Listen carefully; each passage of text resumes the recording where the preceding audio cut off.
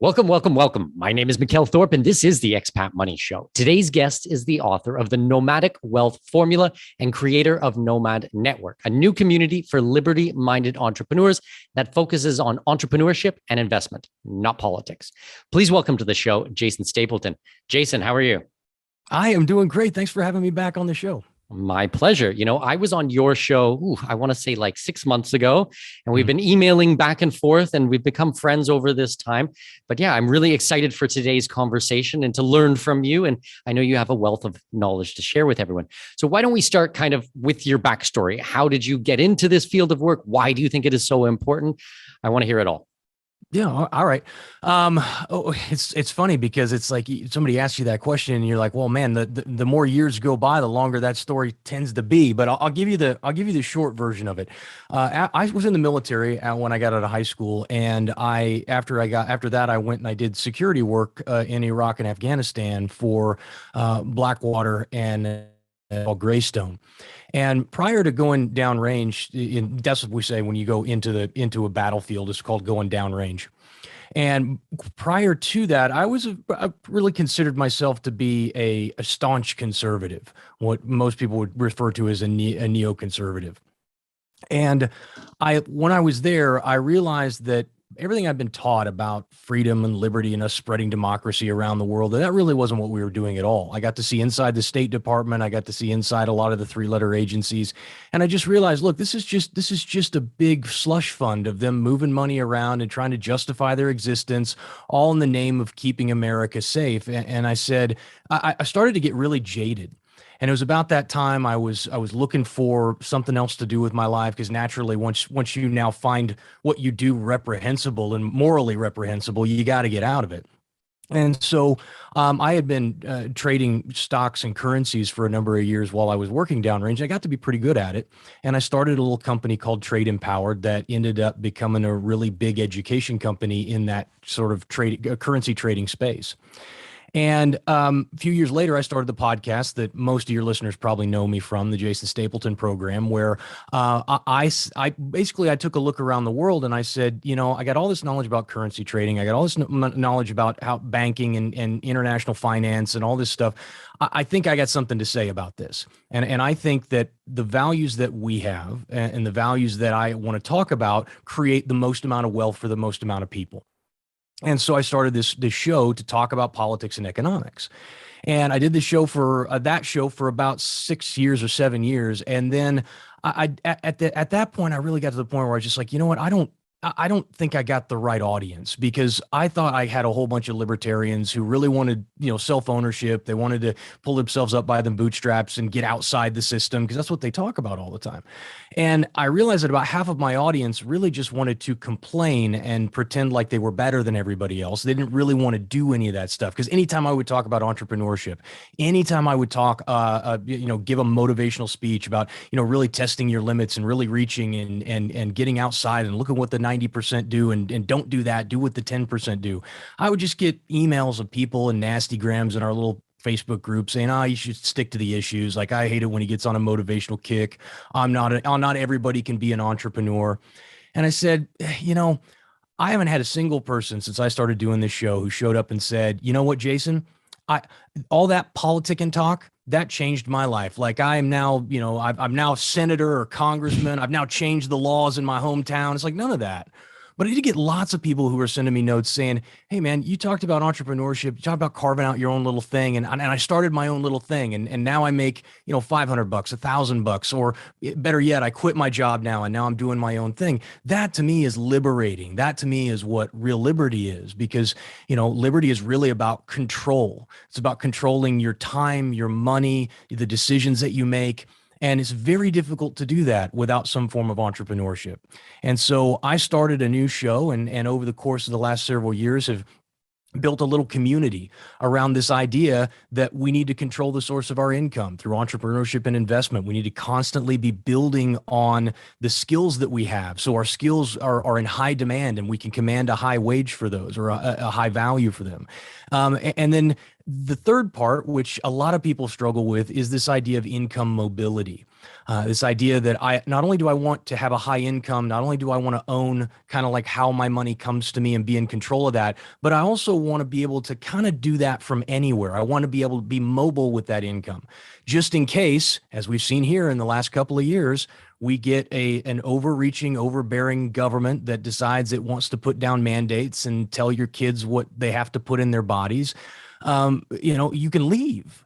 And you know this better than anybody because you've done it. You and I talked, I think a year ago or 6 months ago. I'm still looking at incorporating out there in Panama because I just want to have that mobility. But that mobility doesn't come if you're stuck in Westchester and you can't get out. And so we started the community really as a way for people to get together, to support each other, for people to learn and kind of take those first few steps. I really like the people who are like, I really don't know what I need to do, but I know I need to do it, because that means we introduce them to the community. We start teaching them a little bit about the basics of entrepreneurship. And then you see these light bulbs go on, and now they start to figure out and to put the stuff in motion. And it's been amazing to see just how that community has begun to thrive. I'm really excited about it. I really am. Well, Jason, you are certainly on the right podcast, because I think that what you just described definitely ticks a lot of the boxes of the things that I believe, and I think that a lot of my listeners believe as well. Certainly beyond just libertarian values. Like I'm quite open that I'm very libertarian in the way that I think. I mean, I don't know anything about the LP or the politics of it, but certainly personal responsibility and having control over your own wealth is massively important. And, one that we do talk about, I mean, this is the Expat Money Show. We're talking to people about investing, about building a business, and specifically those who want to do it overseas or are already doing it overseas.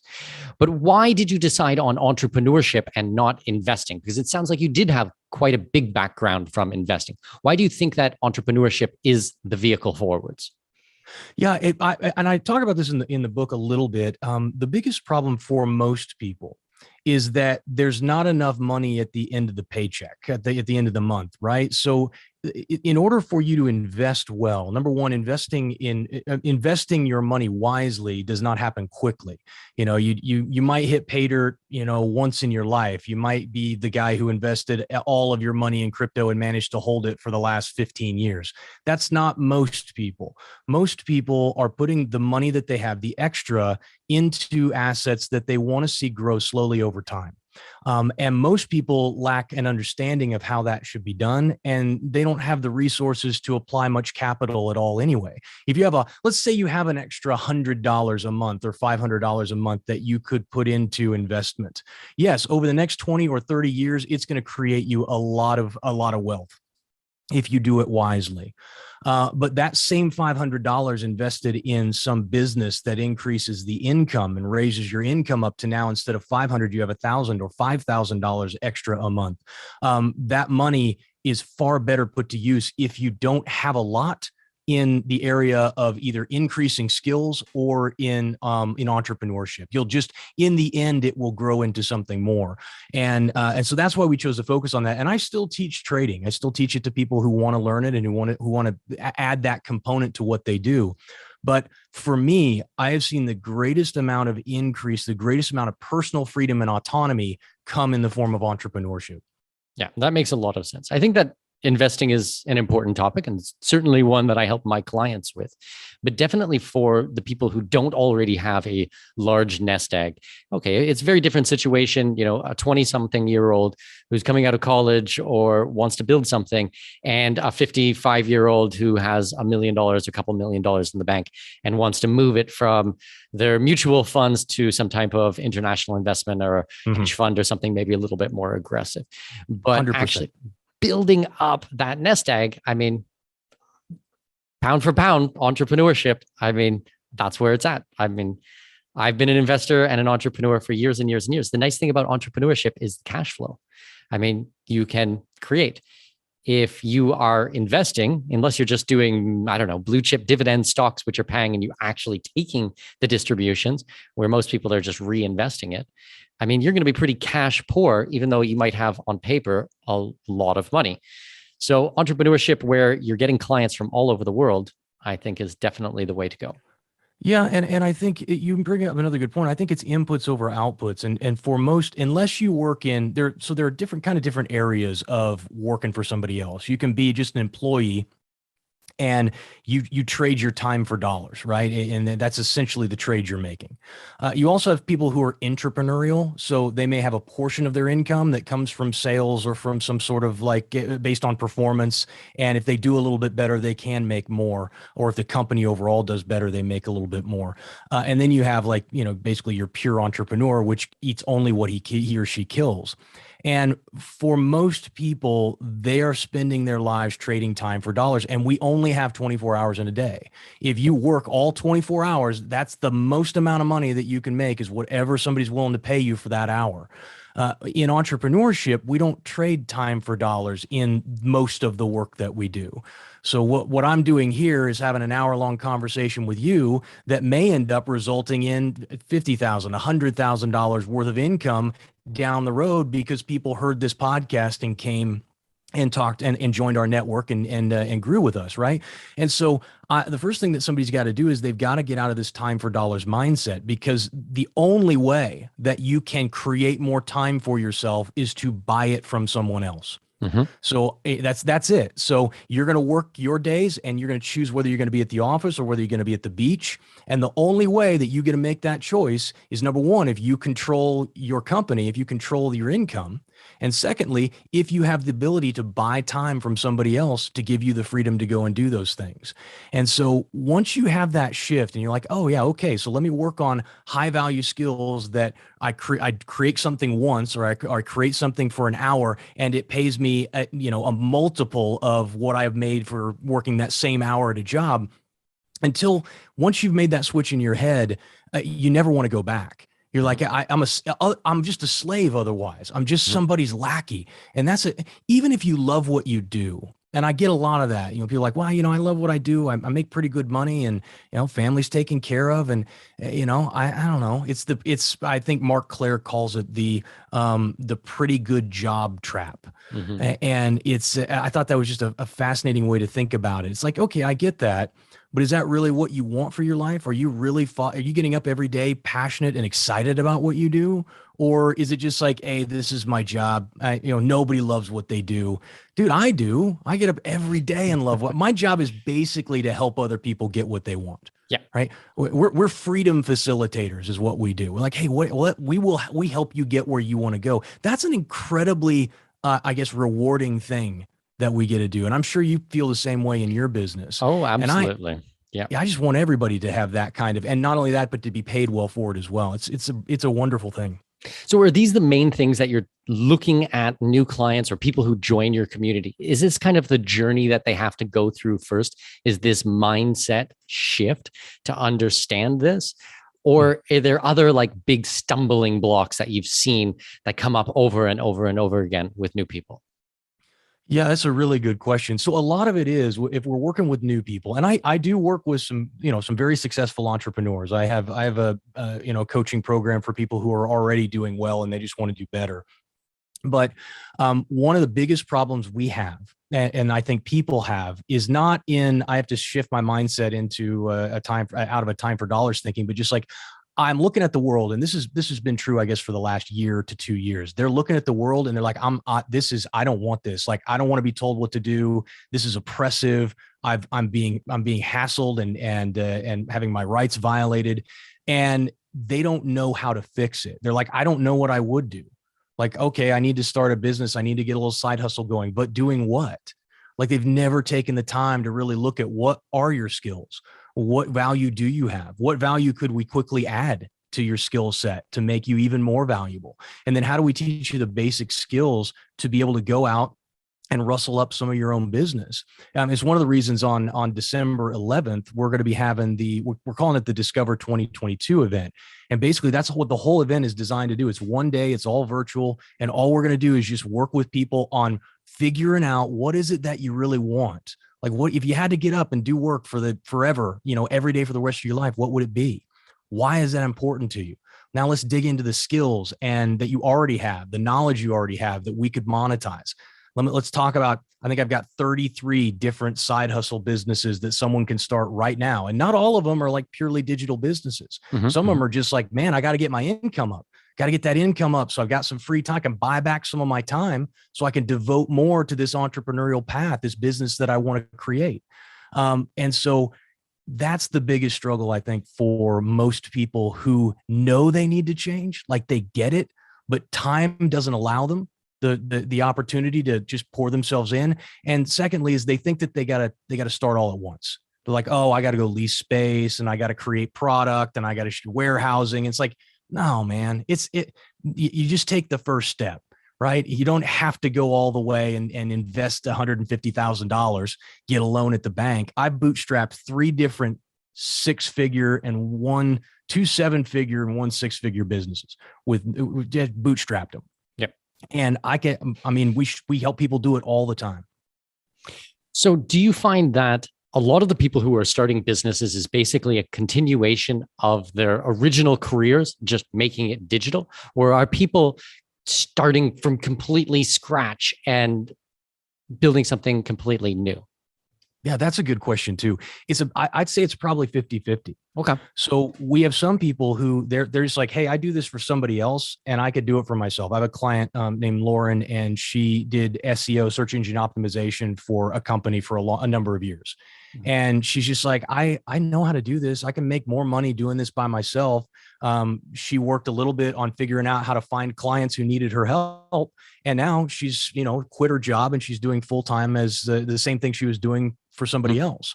Other people have always had that passion, or they've always been fascinated with a specific area of the market, and they wish that they could be in that industry, but for a number of reasons, mainly they've got kids, they got bills, they got responsibilities.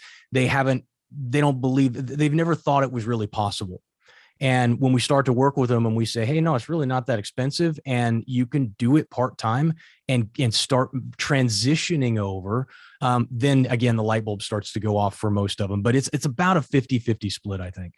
Well, and then I would think that you would want to take some type of inventory of the people's skills and abilities and things that they do. Because if you already have, a background in one field, even though it might not be a direct translation, we just take your business and put it online, there's probably a lot of skills that someone already has that would lend themselves to other fields. So they're really not starting from zero. Mm-hmm. I mean, I think that's an important thing that people understand. Everybody has skills and abilities and different things that you do well, and different things that will lead to different types of businesses. Do you work with people to identify these types of things? Do you have a formula or something that's going to help them through this process? Yeah, and that's actually what we're going to cover at the Discover 2022 event. I've been putting together a lot of stuff that is going to help them kind of identify what those are, because you tend to have 2 kinds of people. You're absolutely right. You tend to have 2 kinds of people. You either have the person who is in their mid 30s, late 30s, and they've been working for a long time. They have a ton of skills they don't realize they have. They have a ton of, just adding a couple of new skills on, hey, how do I communicate? How do I put myself out there so that people know I exist? And boom, they can easily transition. And then you've got younger people who are in their 20s. They don't have a lot of skills, but they have lots of time. Mm-hmm. And one of the things I've been bouncing around a little bit is this idea of you being a time billionaire. Everybody wants to be a money billionaire, right? But if you're under the age of 48, you got 1 billion seconds left in your life at least. Right? The average lifespan of an American is about 79 years old. And if you're under the age of 48, you have 1 billion seconds. That's 1 billion moments that you have to capitalize on. Warren Buffett would trade a large stockpile of his wealth to have your time left on this earth, to be able to have extra. Right? So when we think of ourselves as time billionaires, and how are we going to maximize the amount of time we have on this earth, and how do we control as much of it as we can so that we can do what we want, when we want, with who we want, where we want, for as long as we want, without consideration of the cost? See, that's wealth to me. That's freedom, is having the ability to do that. And time is the only non-renewable, non-replenishable resource we have in our lives. Okay. Every second that burns away is one you don't get back. So if you are young, you're a multi-billionaire. And if you're not yet 50, you are still a time billionaire. You still have an opportunity to do incredibly great things. And what I want to impress upon people is don't waste that time. Don't waste it doing work you don't enjoy with people you don't like in a world, in a life that you find unfulfilling. That to me is death, right? This old saying, some people live to be 75, but they died at 25. And I find that to be true for a lot of people when they get out of college and they wake up at 30 or 35 and they're just like, man, this is like this midlife crisis that they go through. And you don't have to live that way, I guess is what I'm saying. It is possible for you to wake up and suck the bone marrow out of every second that you've got. Well said, my friend. Very well said.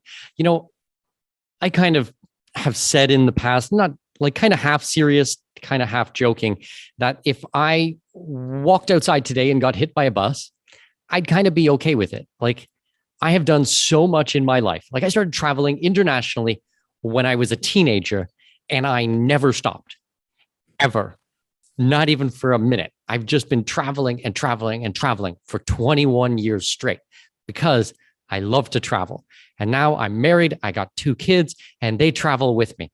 I love it so much. I even brought my mom with me. Now my mom travels with me and I've taken her around the world and showed her so many different things, to Switzerland and Italy and all over Africa and safari and all these things. And it's like, if things ended for me tomorrow, at least I've done the stuff that I want to do with my life. And I didn't wait. I didn't toil away at a job where I hated it, or listen to crap that didn't matter to me, or practice escapism at every turn. I mean, I think one of the biggest problems we have in the world right now is that people believe that they need to be entertained every second of the day. And it's like, it's not really the case. I mean, every minute that you are scrolling through the feed on social media is time that you will never get back. So it's like, if that's what you want to do with your life, then great. And if that really truly makes you happy, then wonderful. But I'm going to guess that the majority of the people who listen to your program and listen to my program don't feel that way.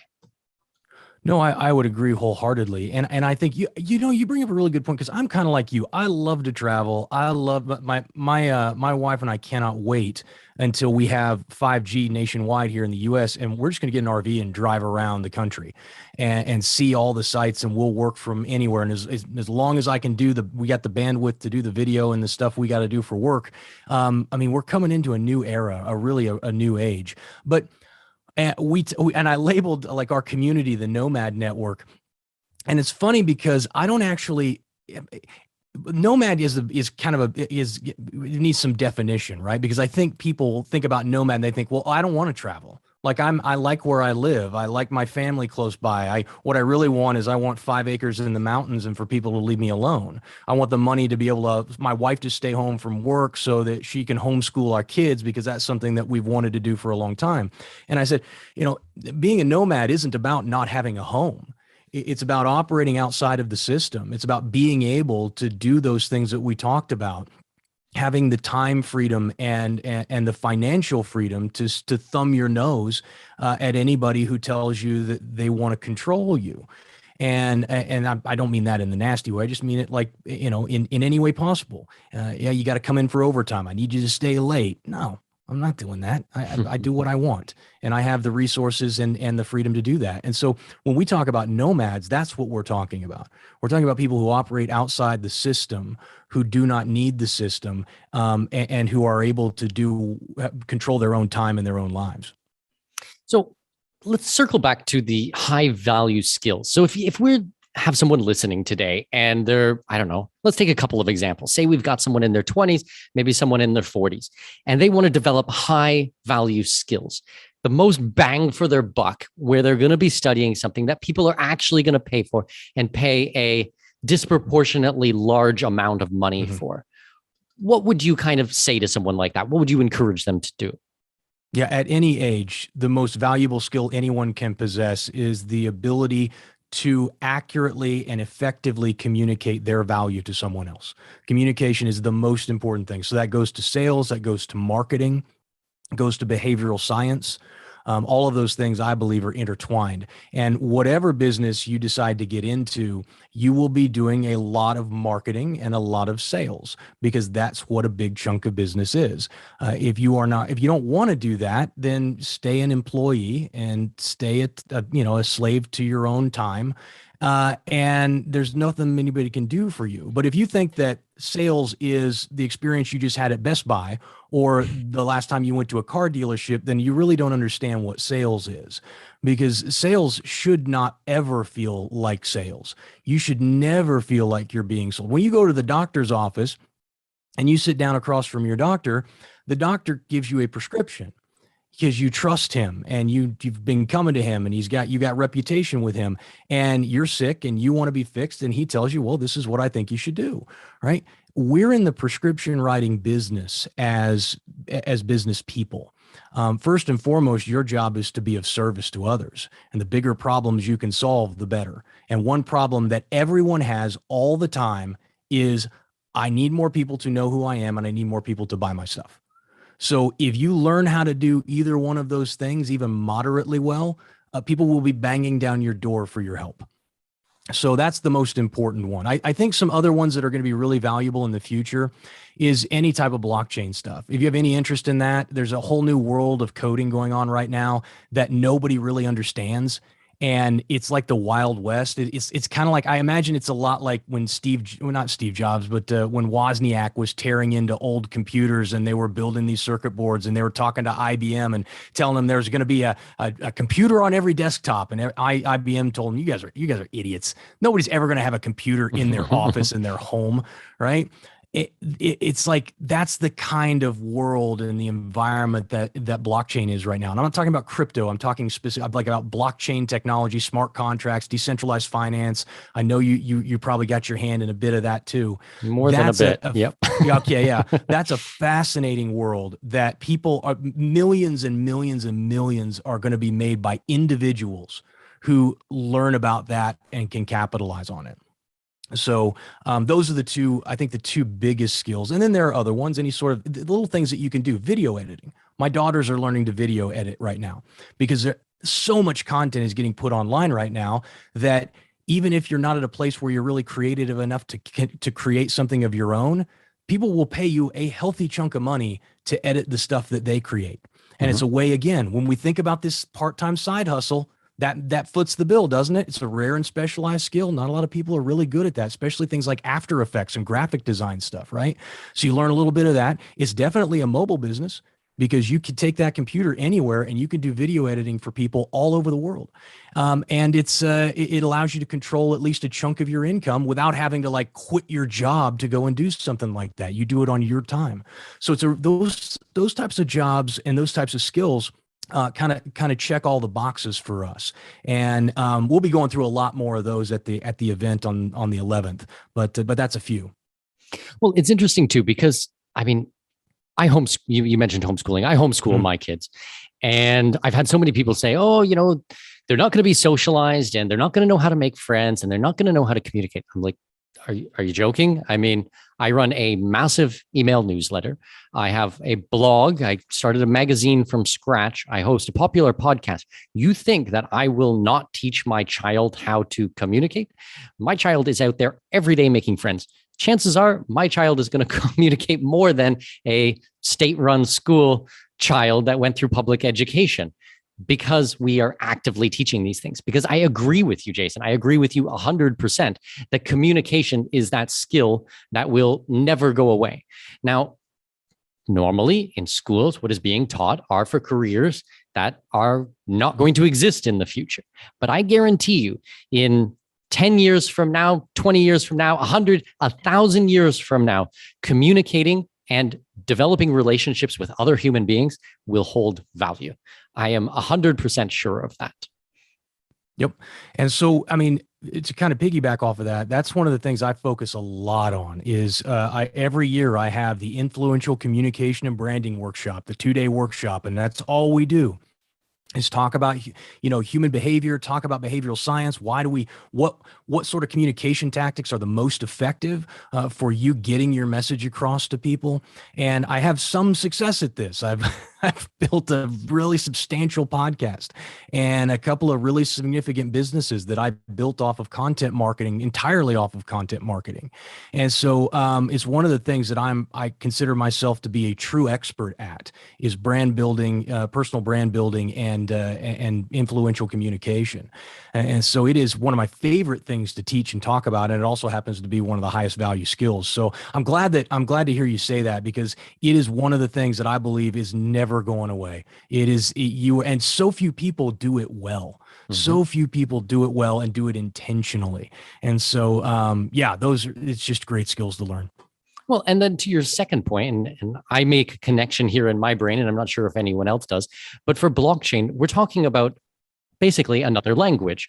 So I think that it's so important to learn and understand languages, which really goes back to communication. So if you're multilingual, or if the language that you speak is Python or another type of programming language, well, I mean, that is going to give you advantages that many other things will not. So when we look to the future, and we know that technology is here to stay, I mean, there's no question about it.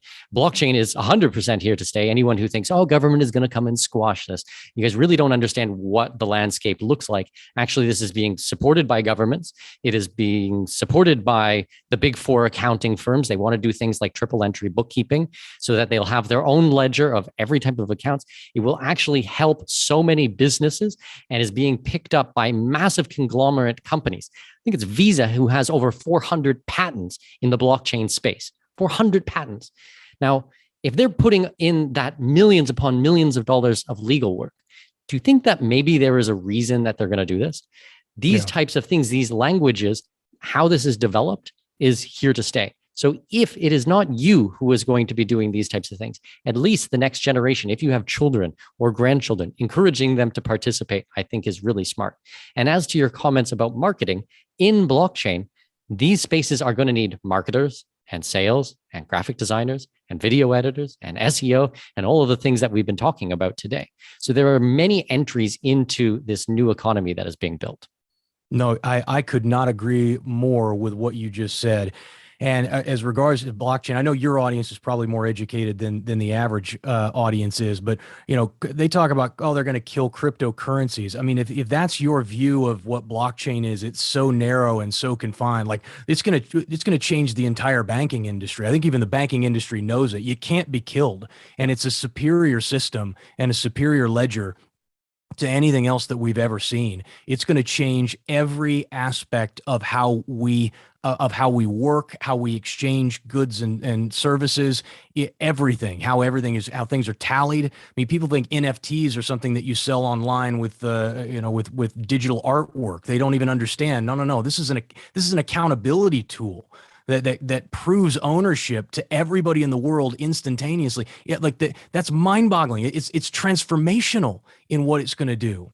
And the great thing is if you know nothing about it, dude, 5 years ago, nobody knew anything about it. Decentralized finance is like what, 24 months old, maybe, like in the maximum, at least. Yeah. Maximum. You're talking about, dude, you are not behind, right? Yeah. You're not. You can get in right on the bleeding edge of this thing and build yourself a life and insulate yourself and protect yourself from, future downside problems that our economies are going to have. Because I can promise you, one thing's for sure, as our economy, I call it the great transition, is we're transitioning from one age to another age. And this new age, we're going to see millions and millions and millions of people find themselves out of work without the skills and necessary in order to make a living, because they don't understand any of this stuff. And they're just going to one day find out, oh yeah, my job's no longer there. And so the more you can do today, the more you can begin building on those skill sets and trying to carve out little pieces of income. I've always said the only way to insulate, recession-proof your income is to have multiple streams of income that you control. That's the surest way to insulate yourself from any sort of recession that happens. And so if you're not doing that right now, you're doing yourself a disservice. You're doing your family a disservice. Yeah, I agree with that completely. Because people seem to think that being an entrepreneur or being an investor or building a business is risky. I'm like, wow, I can't think of anything more risky than having one job and all of your money come from one source. Like that would keep me up at night. I mean, I have literally hundreds of thousands of income sources because I work with clients from all over the place. I have many different products and services. Every day when I wake up, there is money in my account. It's because it's working all day long. It's coming from all over the place. Having one job going in, like just look what happened with COVID. Oh my God. Now your job is deemed non essential and you're sent home or you're furloughed for months on end. It's like, what are you going to do? How do you tell your wife that? Like, what do you say to your kids? Like, that's brutal. Yeah, no, I'm so glad you said that because I explain it a similar way. I say, imagine you imagine you owned a company. Let's think about it this way. Imagine you owned a company and you were paid really well, you know, you made good money, but you only had one client. Would you lay down at sleep every night just like happier than a pig in poo, thinking to yourself, well, oh, I'm so glad. No, things are fine. I'm making good money at this job. Or would you be like waking up at 3 a.m. in a cold sweat, praying to God that that one client didn't just up and leave for somebody else, right? That's what it's like to be on your own, working for somebody else. You have one client, that one guy who's willing to pay you. And if at any point he decides he's not, what are you going to do? What are you going to do when when the business is mismanaged or whatever, and they end up needing to shutter their doors, and you, for no fault of your own, are just kind of left out in the cold. Those are terrible situations for anyone to be in. And the truth is that while the downside between entrepreneurship and working for somebody else is the same, you can go broke doing either one. You could be sleeping in your car, having worked for somebody else, or working for yourself. The upside is unlimited in one case and is always capped on the other. Mm-hmm. So people think that they have extra security. People think that they are safer because they work for somebody else. And the reality is they are never more at risk than when they have only one stream of income that somebody else controls. And so what I say is, man, let's carve off a little something for you. Let's spend a little time on the side, creating something of your own. And maybe all it does is it cuts down on the amount of overtime that you got to work. Maybe it means that your wife, like we said, can stay home and doesn't have to work anymore. Maybe it means that that you guys can finally go on a vacation, which a lot of families don't even get to do that. A guy going from making 50 grand a year to making 150 grand a year is life-changing money. Going from 100 to 1 million is even more life-changing. But that little jump from 50,000, which is basically I'm just barely eking through life, to 150, man, it's transformational. And the truth is, it doesn't take a lot. Extra $1,000, $5,000 a month can quickly turn into an extra $50,000 or $100,000 a year. Yeah, because if you think about things, I mean, once you have your base covered, okay, your rent or your mortgage, your electricity bill and your utilities, your mobile phone, a little bit of money, as long as you can keep that at the same level, every extra dollar actually goes into things that can produce more assets for you. So that jump is not, I'm just making twice as much. Okay, it doesn't sound like that much, but the impact it can have on your life is so monumental. It should not be overlooked. No, you're exactly right. And it's crazy because I think this is one of the reasons why giving people money will never lift them out of poverty. It's because you have to understand how to use that money. I always use the example when I ran Trade Empowered for a period of time, I was buying about $30,000 worth of advertising every Tuesday, and every Saturday, by Saturday, that same Saturday, I doubled that $30,000. So I was making 30 grand a week running the same offer to just new people on different lists that I would buy from people and rent from them. I don't want to say it's that simple because it took us a long time to get there, but that's what having that extra money there, that pool of cash can do for you, is you can put it to work for you. You talk about investment, right? I couldn't find a single investment in the world that could turn my money over 400% a month safely, right? Yep. So at that point, the best thing for me to do was to plow all of my money back into that business. And it paid me handsomely over the years. That's not to say that other investments are not important. They certainly are. But you will find that once you learn these skills, these very basic skills, that you will quickly be able to turn your money over and put your money to work for you. And that's when things really get excited. That's when you can buy back a lot of your time, when you can hire people to do the things that you don't want to do anymore. That's a great feeling, is to not have to answer a support email, right? It really is. It's just like there's just stuff about running a business that isn't all that much fun. And the great thing is that there are people who really like doing that stuff. They love entering stuff into ledgers and spreadsheets. I hate that crap. I just want to go out and create something cool, right? I want to do a video or put together a presentation. I want to teach a class. I don't want to deal with any of the administrative stuff on the back end. So as much as I can, I have other people do that stuff for me. And then I just kind of monitor it, but it frees up a massive amount of my time and allows me to do things. It allows me to do 50 or 60 or 80 hours worth of work in a week, when most people, they couldn't ever physically do that. Certainly not at scale. So that's a good segue, because I want to talk to you about content creation. I mean, you're a pretty prolific content creator. Do you think that it is something that more people should be looking at? Do you think that this is a smart marketing or business strategy? I have my opinions on it, but I want to hear yours.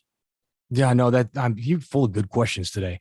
I think the way a lot of people screw up like content creation and brand building. Like, they see what other people are doing and they think, oh, I've got to be out on Instagram and Facebook and crap all the time. I got to put out a YouTube video and I have to develop this sort of image and stuff. Some of that stuff is true, but you're missing the bigger picture of what you're really doing. When we talk about establishing brand or through content creation, like you're talking about, what we're really talking about is establishing reputation. See, the resume is no longer your reputation. People call and, what's the first thing you do when you're going to hire somebody? What's the first thing that you do when you think you might want to buy something from somebody? You're like, who is this person? And you do some Google searching. Do they have a Facebook? Do they have an Instagram? What does this person believe? Is there any testimonials about this guy's product? What do people think about it? What are they saying about this person? What we're doing right now is a form of content creation that benefits both of us, because both of us get to share what we feel and what we believe and what we think, and find alignment with the audience.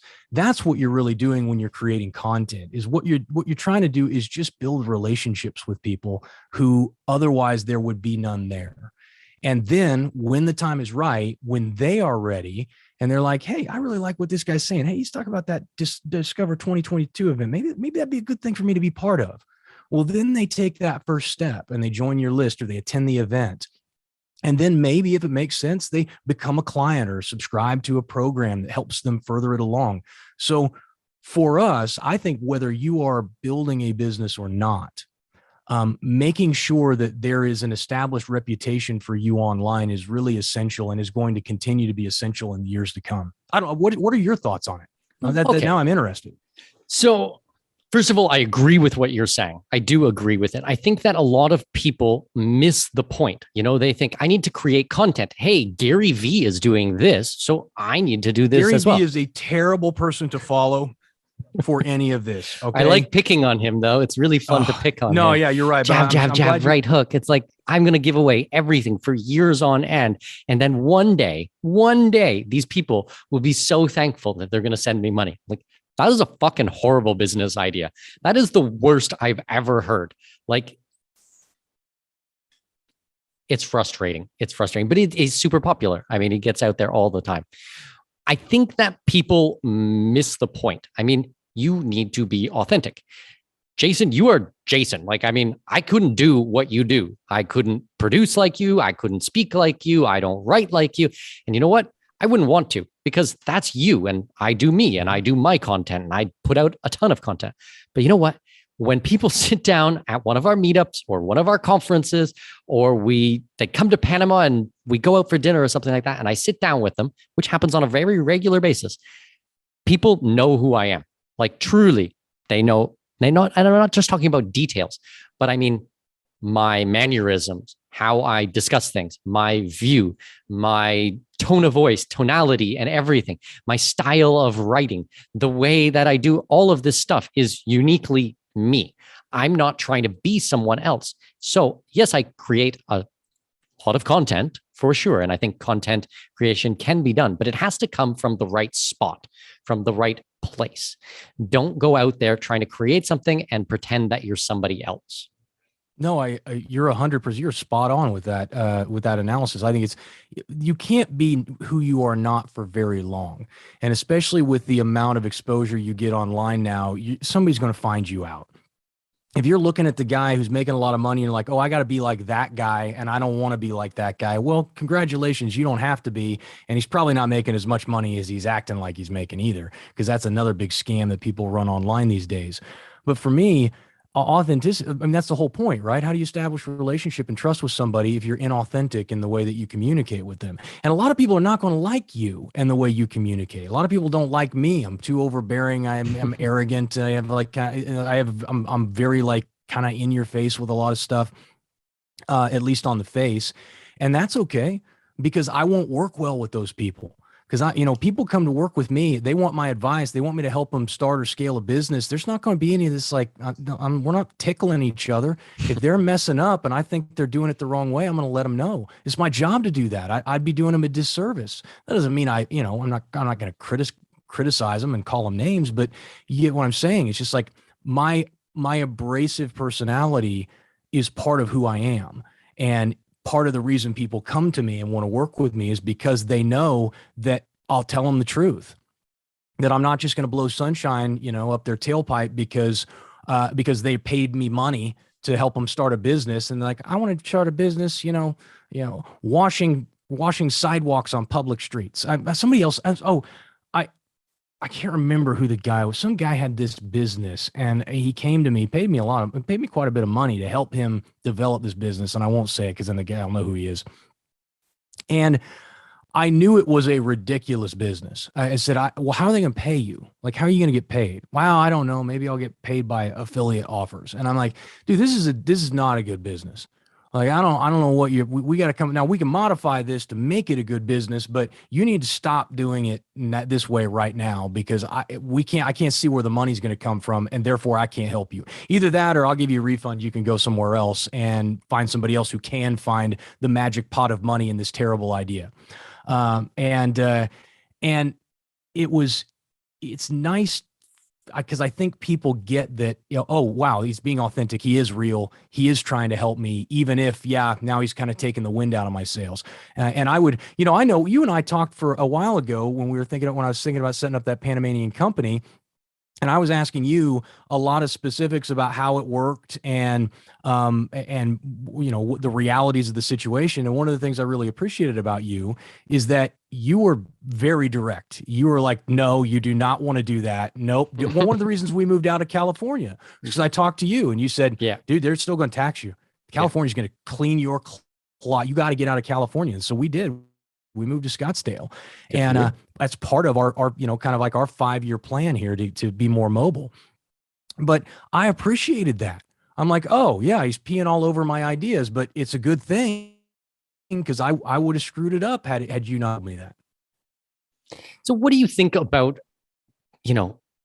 going to a client and kind of telling them what you think they want to hear, or kind of trying to appeal to everybody that's out there? What do you think about this?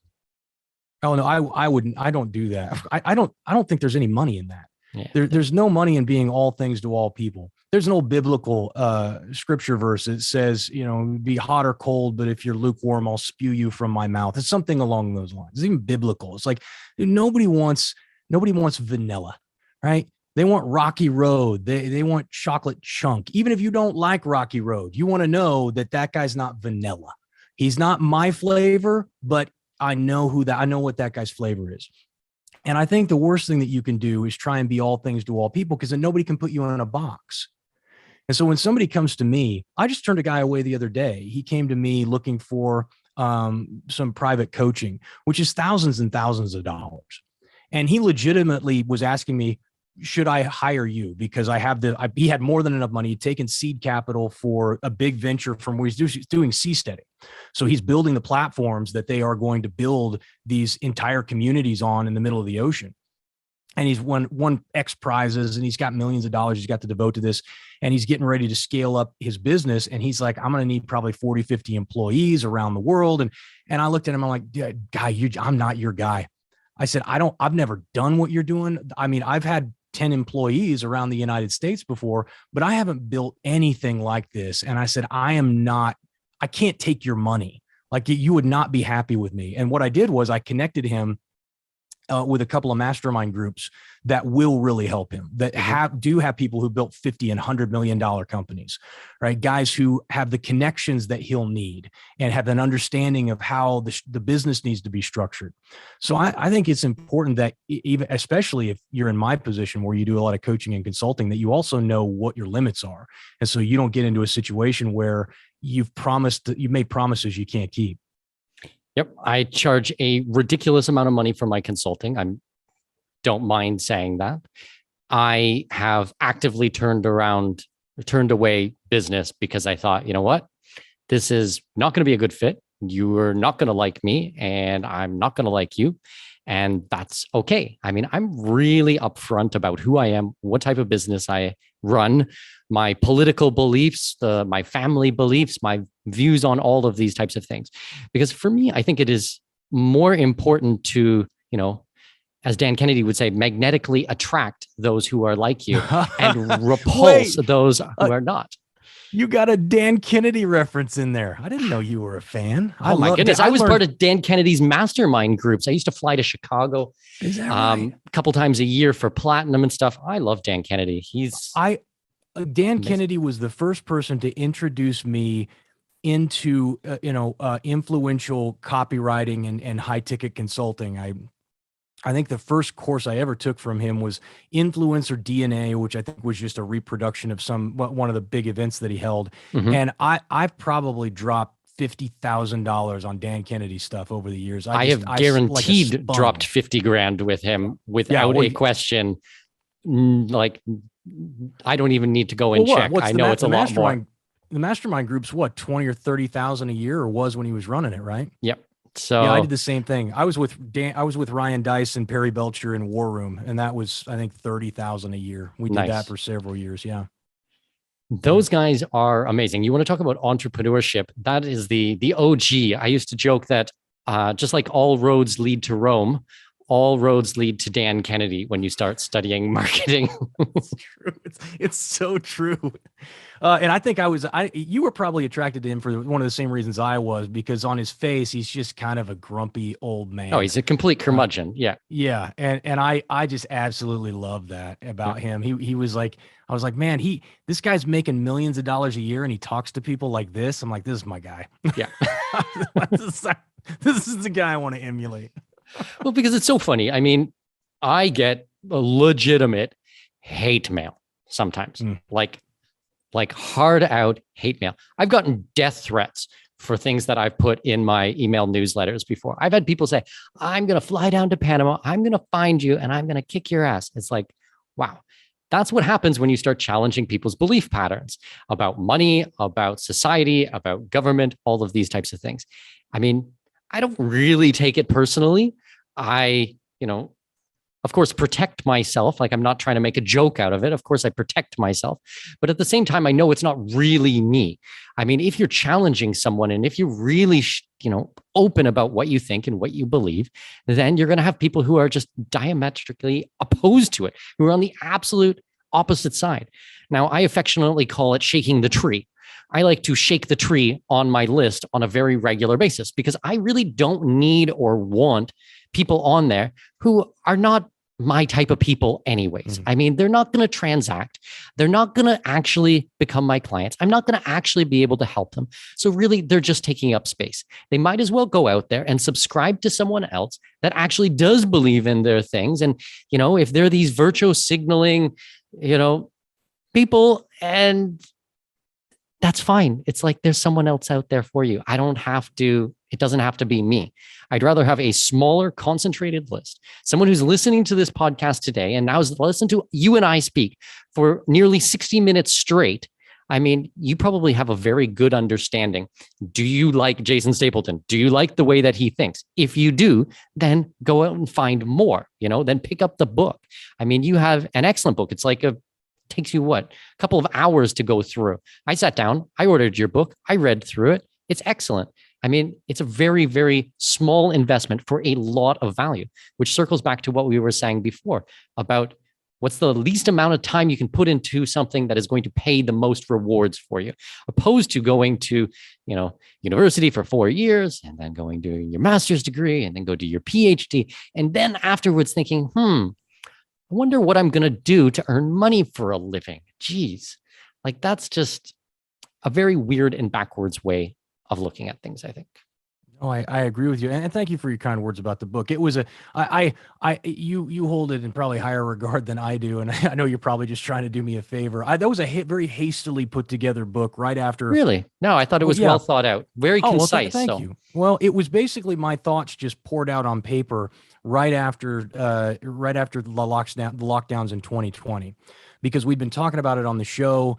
And one of the things that I said, there's going to be another recession, and I don't know what the catalyst will be, but I know that the economic impact will be worse than any other recession that we've seen, because they've consistently gotten worse since, the stock crash of 87.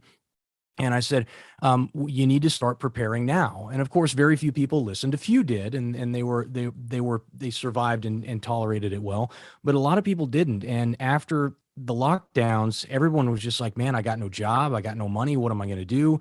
And so I wrote that book as just a way to kind of help people understand how they could start carving out a little bit of freedom for themselves by focusing on this concept of nomadic wealth. And we're working on a second one now that I think will be an improvement over the first. But I think people get the wrong impression about what entrepreneurship is. I think they think it's about making money and convincing people to buy your thing, something they probably don't want or need, and that you do whatever you got to do to get a sale. And they have a kind of a dirty taste in that. Same thing with sales. They think salespeople are dirty.